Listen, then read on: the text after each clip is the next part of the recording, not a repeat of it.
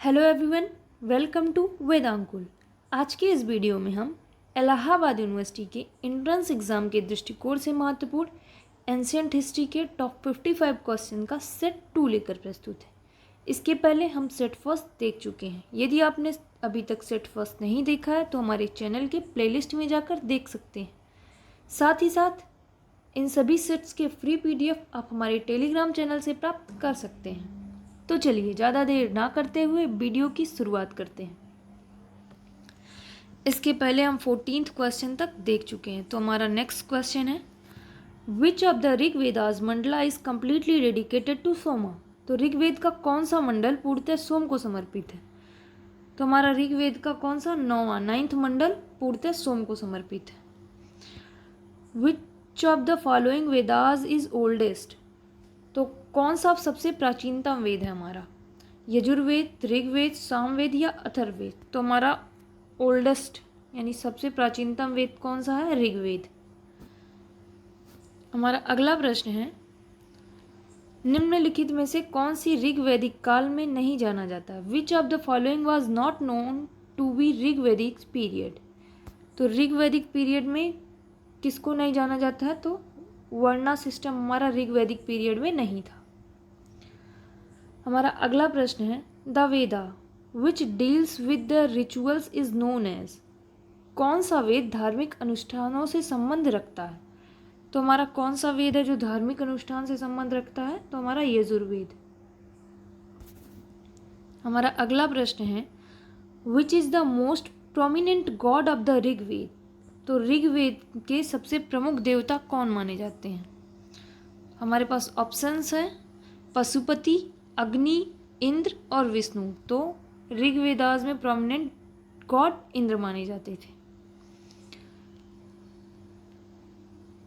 हमारा अगला प्रश्न है how many Mahajanapadas were there in ancient India.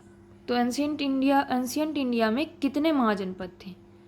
तो हमारे 16 महाजनपद थे। Which Buddhist scripture describe about 16 Mahajanapada. कौन सा बौद्ध धर्म 16 महाजनपदों का उल्लेख करता है। बौद्ध धर्म का कौन सा ग्रंथ है, तो हमारा अंगुत्तर निकाय। हमारा राइट आंसर है अंगुत्तर निकाय।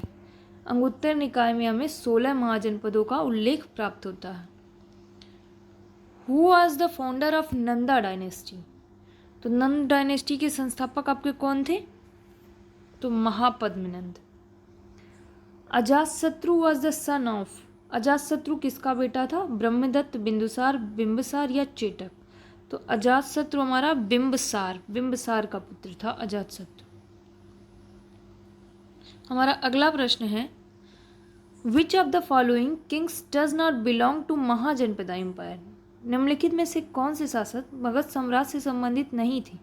बिंबिसार, अजातशत्रु, राजाधिराज या महापद्मनंद। तो हमारे बिंबिसार, अजातशत्रु और महापद्मनंद तीनों ही मगध साम्राज्य से संबंधित थे। तो हमारा आंसर क्या हो जाएगा, राजाधिराज मगध साम्राज्य से संबंधित नहीं थे। हमारा अगला प्रश्न है which of the following is the son of Shiva and Mohini and was also called as Shasta. तो शिव और मोहिनी के पुत्र भी हैं वो, और शास्ता भी कहे जाते हैं। तो हमारा राइट आंसर क्या होगा, Ayyappa is the right answer. Ayyappa Shiva और मोहिनी के पुत्र भी हैं और शास्ता भी कहे जाते हैं। हमारा अगला प्रश्न है Tripitaka was scared book of. Tripitaka जो धर्म ग्रंथ है वह किस धर्म से है।